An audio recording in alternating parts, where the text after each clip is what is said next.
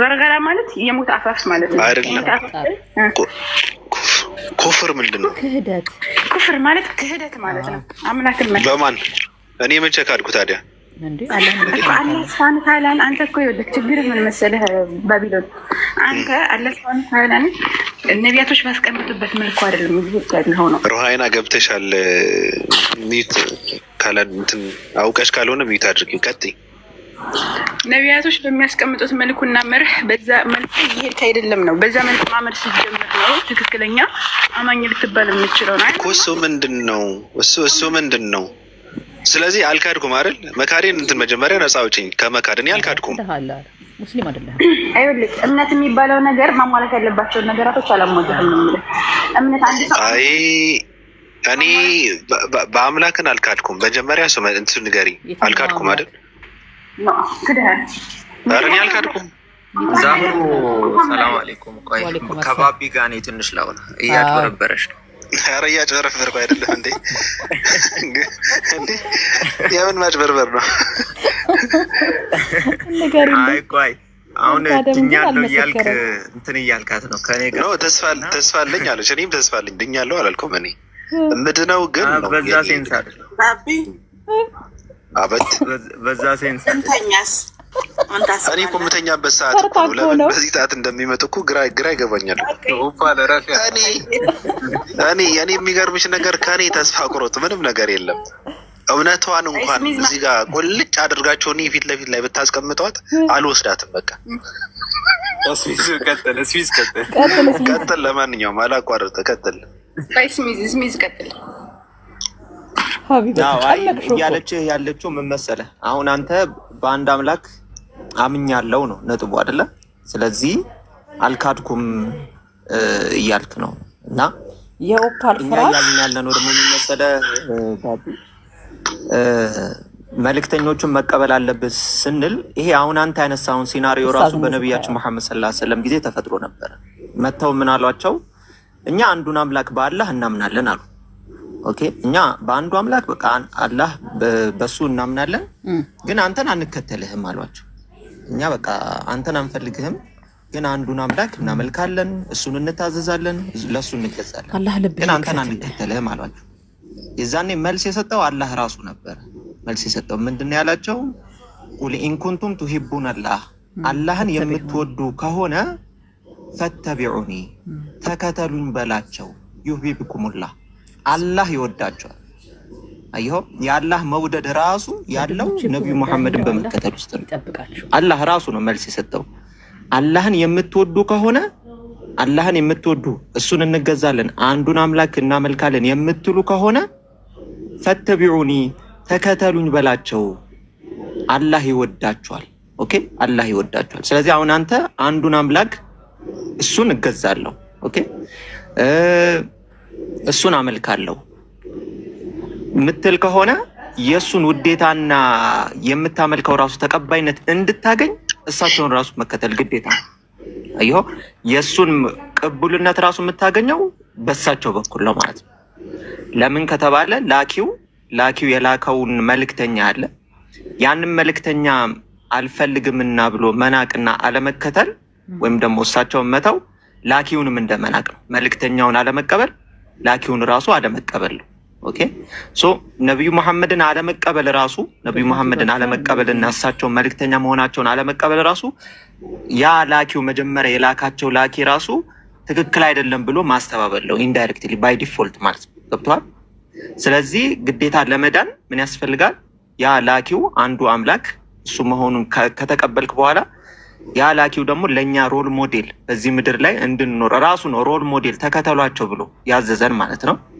ሶ ይሄ እኚ ሮል ሞዴል የሆኑትን ራሱ መከተልና መውደድም መከተልም ግዴታ ነው ያለ ምንም ኦፕሽን የለውም ማለት ነው ካልሆነ አምላክ ራሱ እኛን ራሱ አይቀበለንም ማለት ነው ምናረገውን በአጠቃላይ ነገር ራሱ አይቀበልም ትክክለኛው መስመር ከሆነ ማለት ነው አንተ ድነሃል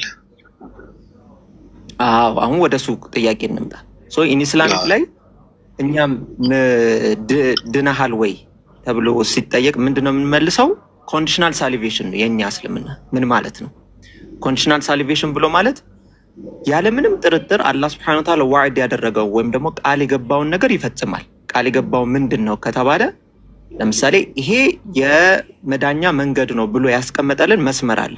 እሱም እስልምናና እስልምና ብቻ ነው። አንድ ሰው በዚህ እስልምናው ተመርቶ ከሄደ መጨረሻው የዘላለም ህይወት የመዳኛው መንገድ እንደሚያገኝ ግልጽ ነው። ግን አሁን ነጥቡ ምንድነው? ይሄ መስመሩ ጀነት ያስገባል አያስገባም ሳይሆን የኔ ኮንዲሽን ነው። የኔ ኮንዲሽን ብሎ ማለት ምንድነው? እኔ በዛ መስመር ላይ ቀጥ ብዬ እኖራለሁ እዘልቃለሁ ወይስ አልዘልቅም? ፖይንቱ ያ እንጂ መስመሩ ዘላለም ህይወት የሚያስገኝ መሆኑ ምንም ጥርጥር የለውም። እኔ ግን እዛ መስመር ላይ ተገኝቼ ያንን መስመር ኦኬ እከተላለሁ ወይስ አልከተልም? አግኝተኛል ሐሳቤ። ስለዚህ እዚህ እስልምናው ላይ ጸንቼ የምኖርና የምቀጥል ከሆነ አላህ Subhanahu Wa Ta'ala ቃሉን የሚያጥፍ ጌታ ስላልሆነ ኦኬ ቃሉን የሚያጥፍ ጌታ ስላልሆነ በዛ በዘላለማዊ ጀነት ያስገባኛል። ምንም ጥርጥር የለውም 100% አይደለም። ድናሃል ወይ በዚህ ተቀጠለው ድናሃል ወይ? እኔ ስሚዝ እንዳላቋረጠህ ነው እንትን ብለው እንጂ እኔ እንትን ምንድነው ቃል በቃል ማውራት ነው ደስ የሚለኝ እናንተ እንደምትወዱት ማለት ነው። አንተ ድናሃል? አዎ ድኗል። እንደዚሁ ከሞተ አዎ። ግን ኮንዲሽናል ገብቷል። ኮንዲሽናል ገብቷል። አልገባኝ። አዎ ድኛ አዳምጣ ታዲያ። ስለዚህ እስኪ ደግሞ ዝም በል። ፖለቲካ ሰራባቸዋለሁ አንድ ሰው ብቻ ያወራኝ እንጂ ምንድነው? አይደለም አንድ ለአምስትማ መጫወት የለብንም። አንድ አሰማ አንተ ድናሃል። አንተ አሁን የመዳኛ መንገድ ብለህ ያመጣው እስልምና ነው የሚያድንህ ወይስ እዛ ውስጥ የሚደረጉ ድርጊቶች አሉ? ድርጊቶቹን ነው የሚያድኑ? አንተ የታዘዝከውን በመፈጸምህ ነው የምትድነው ወይስ ሙስሊም በመሆንህ ነው የምትድነው? ለምሳሌ እኔ የምድነው አንደኛ ሙስሊም መሆን ብሎ ማለት ማመን ነው አይደለ? ሙስሊም ብሎ ማለት መታዘዝ ማለት ነው። ሌላ አረብኛ ወርድ ስለሆነ ነው። ስለዚህ መታዘዝ ብሎ ማለት ነው። ስለዚህ እምነት ያስፈልገኛል። የሚያድነኝ ነገር ምንድነው ካልከኝ እምነት ያስፈልገኛል። ከእምነት ፕላስ ደግሞ መልካም ስራ ያስፈልገኛል። ኦኬ መልካም ስራ ያስፈልገኛል። ስለዚህ አሁን እኔ ሙስሊም ነኝ፣ ታዝዣለሁ ለአንዱ አምላክ። እንዘን ደግሞ ምን እጨምራለሁ? መልካም ስራን እሰራለሁ ወይም ደግሞ መልካም ስራን እጨምራለሁ። ይሄንን እያደረኩ ስለሆነ አውድኛለሁ ብዬ እናገራለሁ። ግን ነገና ከነገ ወዲያ ለምሳሌ ወላዑዙ ቢላህ አላህ ያርግብኝና ይሄንን እስልምና አልፈልግም ብዬ በወጣ ኦኬ ይሄንን እስልምና በቃ አልፈልግም ብዬ በወጣ የመዳኛው መስመሬ አልተቋረጠም? ተቋረጠ ባቢ አይደለም። እሱ ብቻ ሳይሆን እዛ ውስጥ እያለ አንተ ከእስልምና ሳትወጣ ለምሳሌ አድርግ የተባልከውን ነገር ባታደርግስ ትድናለህ? በጣም ጥሩ። ስለዚህ አሁን እስልምና ውስጥ ግን ከእስልምና ሰርክል ውስጥ ግን አልወጣም። ከዛ አልወጣም። ግን እዛ ውስጥ ሆነህ አድርግ የተባልከው የታዘዝከውን ድርጊት ባታደርግ ትወጣለህ? በጣም ጥሩ። ስለዚህ ከእስልምና ሰርክል ውስጥ ሆኜ ብዙ ግን የማጠፋቸው ነገሮች አሉ ወይ? ይሄ የብዙ ሰው አሁን ያለበት ሲናሪዮ ነው። አንድ ሰው ሙስሊም ነው ግን ብዙ ለምሳሌ አታድርግ የተባለውን እያደረገ ወንጀልም እኮ ይሰራል። ሙስሊም በአጠቃላይ አሁን ወንጀል እንሰራለን፣ እንሳሳታለን፣ ኦኬ ብዙ ነገር እናደርጋለን።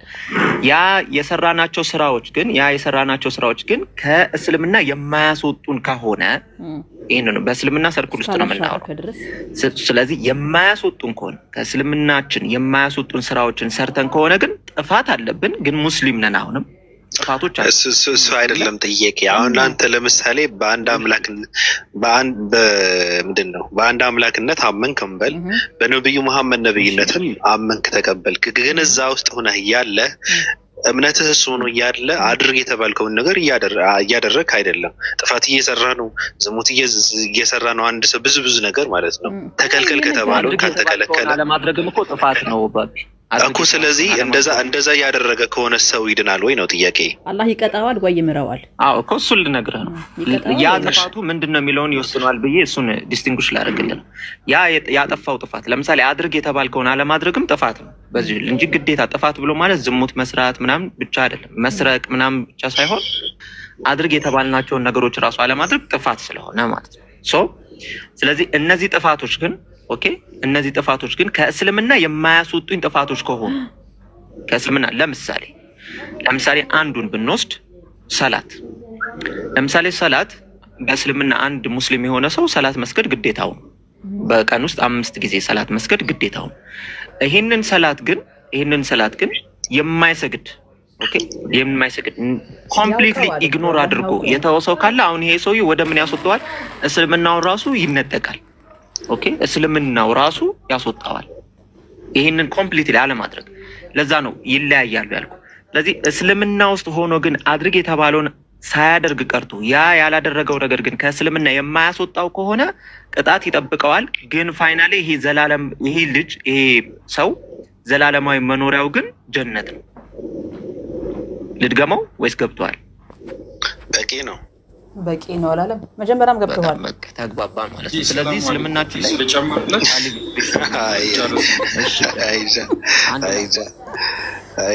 ይበቃቸዋል። በቂ ነው። ለምን 665 አትቀላቀሉም? አላለም? ጨምርልኝ። ጃቢር ይጨምር። 665 ተቀላቀሉ። ጃቢር ጨምርለት። ይጨምር። ችግር የለውም። ይጨምር። ወአለይኩም ሰላም። ባቢ እንዴት ነው? አለን ቅዱስ ያ ባቢ የሚገርም ነገር በእስልምና ሃይማኖት ሰው የገደለና እስክሪብቶ የሰረቀ አንድ አይነት ፍርድ የለውም። ሚዛናዊ የሆነ ፍርድ አሰጣጥ ነው የሚለውና ሙስሊም ማለት አንድን አምላክ የሚገዛ ማለት ነው፣ የሚታዘዝ ማለት ነው። መገዛት ማለት እሱ የሚልህን ነገር መቀበል እንጂ እሱ አለ ብለህ ስላመንክ ብቻ አይደለም። እሱ የሚልህን ነገር ሙሉ ለሙሉ መቀበልና መታዘዝ ብቻ እና ምንድነው እኔ አሁን ለምሳሌ ድኛለሁ 100% አሁን ማለት ነው። ለምን ሲባል በአላህና በመልእክተኛው አምኛለሁ፣ እሱንም እገዛለሁ።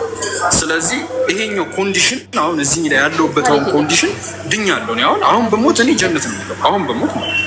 ምክንያቱም እስልምና ላይ ስላለው ማለት ነው። ስለዚህ ይሄን እስልምናን ደግሞ የማስጠበቅ ኃላፊነት የኔ በቃ አይደለም የኔ ነው እንጂ የማንም አይደለም። ስለዚህ ኮንዲሽናል ያሉት ነገም የምጠብቀው ከሆነ እስከ መጨረሻ የምጠብቀው ከሆነ ድናለሁ ማለት ነው። እና ከዛ ነገር አንጻር ነው። እና እንዳልከው አንተ በአንድ አምላክ ታምናለህ? ያ አምላክ አላህ ነው ብለህ ታምናለህ? እኔ የስም ችግር የለብኝም። ኦኬ እሺ፣ እግዚአብሔር የሚባል ስም አለ። አሁን የአምላክ ስም ማለት ነው። እሱ ስም አሁን የአምላክ ስም አይደለም፣ የጣዖት ስም ነው እኮ። ታዲያ ችግር የለብኝም ማለት አሁን ችግር አለብህ እግዚአብሔር ጋር የሚገልጽ ከሆነ ነው እንዴ? የማይገልጽ ከሆነ አልቀበልም እኮ። አሁን ለምሳሌ አሁን ከአላህ ውጪ ለአምላክ የተገባ ስም ነው ብለህ የምታስበው ስም ምን አለ? ፒካጊሎ ለምሳሌ ምን ማለት ነው? አምላክ ማለት ነው። ፒካጊሎ በምንኛ ነው? በቃ ሰማያዊ ስም ነው እኮ። የተጸውና የባህሪ ስም የሚባል ነገር አለ። የምን ስም ነው? አላህ የሚባለው ስም ራሱ ነው የሚያውቀው። ራሱ ለራሱ የተጠቀመበት ስም ነው። እሺ እኔው አላህ አምላክ መሆኑን ታምናለህ? ባልታ ሰማይና ምድርን የፈጠረ አምላክ አላህ እንደሆነ ታምናለህ? ሰማይና ምድርን የፈጠረ አምላክ አላህ እንደሆነ ታምናለህ ነው? እሺ ነብዩ መሐመድ ከዛ ከአላህ ተልከዋል ብለህ ታምናለህ? አይ ስለሱ ሳወራ ነበር እኮ። ነብዩ መሐመድ አይደለም የምልበት ምክንያት እስከሌለኝ ድረስ አይደለም ማለት አልችልም። ናቸው የምልበት ምክንያት ካገኘሁም ናቸው እላለሁ። አለቀ። እሱ ነው መልሴ። ኦኬ ነብዩ መሐመድ ነብይ ናቸው የምትልበት ምክንያት አላገኘህም? አይ ብዙ ጊዜ ሳወራ ነበረ ስለዚህ ጉዳይ። ግን ቅዱስ ጃ ብዙ ጊዜ አውርቼበታለሁ። የሚገርም ነገር ድጋምልኝ አለ። እኔ አልገባኝም። ነብይነት ችግር የለውም። የነብይነት መስፈርት ግን ሰው የሚሰፍርበት የነብይነት መስፈርት እስካሁን አልገባኝም። ሰው የሚሰፍርበት ሳይሆን አሁን ለምሳሌ እኮ መስፈርቱ ምንድነው? አሁን አንተ ለምሳሌ ጃ የነብይነት መስፈርት ምንድነው? የነብይነት መስፈርት ማለት እነዛ ሰዎች የተለያዩ የሆኑ መስፈርቶች አሉ። አንደኛ ነገር ግልጠተ መለኮት ሊኖራቸው ይገባል። ግልጠተ መለኮት ደግሞ ያለፈውን ነገር የሚያወራ አሁንም ያለውን ነገር የሚናገርና ወደፊት የሚመጣውን ነገር የሚናገር ማለት ነው። በዚህ ልታውቃቸው ትችላለህ። ለምሳሌ ይሄ አንዱ መስፈርት ነው። ገባህ? ሁለተኛ ነገር ደግሞ ይዘውት የመጡት ሀሳብ ራሱ የመጡት ሀሳብ ይሄንን አንድን አምላክ በማምለክ ውስጥ ያማከለ ነው የሚለው ነገርና እንደገና ሰዎች እርስ በርስ ባላቸው የሆነ የዕለት ተዕለት ኑሮ ምን አይነት መፍትሄ ይዞ መጥቷል የሚለው ነገር ይሄ አንዱ መስፈርት ነው። ለምሳሌ ለኔ አሁን ለምሳሌ ስለ ወደፊት የሚመጣ ነገር የተናገሩት ምንድን ነው? ኦኬ እነዚህ ነገሮች በደንብ እንሂድባቸው። ጊዜ አለክ? ጊዜ የለኝም ግን አጠር አድርገህ ጊዜ የለኝም ልተኛ ነው። ግን አሁን ለምሳሌ ለወደፊት ትንቢት ከተናገሩ ሜጀር የሆነ ነገር እንድትይዝ በደምብ የሆነ ጥሩ ነገር እንድትይዝ ጊዜ ስጠንና 1 ሰዓትም ቢሆን ስጠንና ቆንጆ የሆነ እንትን እንድትስጠቅ። ጊዜ የለኝም። ነገሩን ነካ አድርጉትና ነገሩ ለወደፊት የሚመጣውን ነገር የተናገሩት የለኝም። አንተ ሁሌ እንደ ህፃን ልጅ እየተነካካክማ አይሆንም። አሁን እንደ ጎረምሳ በደንብ ሸበጥ አድርገንክ ሻህዳን ያዝ እንስጥክ መረጃ እንድሳስጥ። እየደከምክ ነው። 1 ሰዓት ስጠን። እየደከምክ ነው አይደለም 1 ሰዓት ጊዜ የለኝም እኮ አይደለም። 1 ሰዓት ስጠንና እኛ ነብዩ መሐመድ ስላለፈው ነገር ስለሚመጣው ነገር ቃል በቃል እንሰጣለን። የዛኔ ነብይነታቸውን ትቀበላለህ። ተቀበልኩ አልተቀበልኩ ትርጉም እኮ የለውም። አሁን ጊዜ የለኝም። 1 ሰዓት ጊዜ የለኝም። እኔ ነገሩን ነካ አድርግልኝና ነገሩ ነገ እንምጣ። አልመጣም። እኔ አልመጣም። ግን ነገሩን ነካ አድርግልኝ ዝም ብለህ ለመናገር ፈቃደኛ እየሆንክ አይደለም። አይደለም ምን መሰለህ እንደዛ ነው። እኔ ለወደፊት አይደለም ቀላል ነገር እኮ አይደለም። እኔ አነበዋለሁ። ንገረኝና ስለሱ ነገር ሰርች አደርጋለሁ። ችግር የለብኝም። ለወደፊት አሁን የሚመጣ ነገር የተናገሩት ንገረኝ ዝም ብለህ። እሱ ነው የሚያስፈልገኝ። በቃ ችግር የለውም። አሁን ለምሳሌ ነብዩ መሐመድ ከተናገሯቸው ንግግሮች ውስጥ አንዱ ስለ መኪና፣ ስለ አውሮፕላን እንደገና ደግሞ የአረቡ ሀገራት ወደፊት በዚህ ዘመን ለምለም እንደሚሆን ትንቢት ተናግረው ነበረ። እንዲያው ዝም ብዬ ከምነግርህ ብዬ በመረጃ ልነግርህ ነበረ። ጊዜ የለኝም ማለት ነው። እና አረቡ ዓለም ሰሃራ እንደሆነ ነው የማውቀው። የምን መለምለም ነው እኮ እሱን እንስጥ መረጃ። በመረጃ ሰዓት ብሰጠን እኮ መረጃ እየከፈትን እንደሰለጠነ ሰው የሚታወቅ ነገር እንዴት ነው መረጃ የምትሰጠኝ?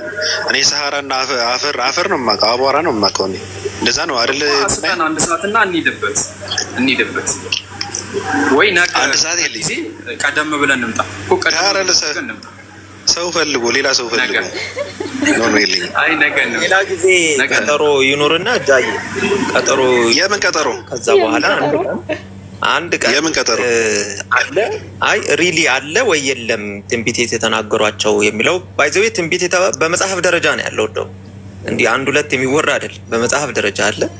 ግን እኔ ከዛ በፊት ግን አንተ አምላክ ቅድም ጃቢር ሲልህ አላህ ብለህ ያ እኔ እቀበለዋለሁ ብለህ የተናገርከው ግን ማንም ሰው አላህ ሊል ይችላል። ሪሊ ግን ትክክለኛው ያ ባህሪያቱ ትክክለኛ ሆኖን አላህ ትቀበላለህ ወይ የሚለውን ነው ነጥቡ። እዛች ባህሪያቱ ምንድነው? ባህሪያቱ እሱ ነው ነጥቡ። እሱ ነው ለመሰለክ እንደዛ ያልኩክ። ለክርስቲያኖች ራሱ አላህ ይላሉ። ማንኛውም ሰው አላህ ይላል። ግን ትክክለኛውን አላህ የሚለውን ለማወቅ ለምሳሌ አንተ ያ አላህ ብለህ ሰማይና ምድርን የፈጠረው አምላክ ብለህ የተቀበልከው ስንት ነው? በመጀመሪያ 1 ነው፣ 2 ነው፣ 3 ነው? ያ በቁጥር ደረጃ ራሱ አንዱ ይሄ ይወስናል። ስለዚህ ባቢ አላህ ብሎ የተቀበለው አምላክ ስንት ነው? 1 ነው። ምንድነው ስንት ነው የሚባለው? ይሄ እንትኖች ሰዎች የፈጠሩት ነው። ይሄ አምላክን ቁጥርና መቆጣጠር ብዛነት ሰዎች ናቸው። ይሄ ድንቁርና ነው። ተው እዛ ጋር መደመር አለ። ስለዚህ 1 እና ብቸኛ ነው ማለት ነው። በዚህ እንስማማለን። 1 ነውና 1 ነው። በጣም ጥሩ። በዚህ ከተስማማን ደግሞ ያው ዘላለማዊ ነው በሚልም ደግሞ እንስማማለን። ያ ማለት ኢተርናል በገረገራ ማለት የሞት አፋፍ ማለት ነው አይደለም።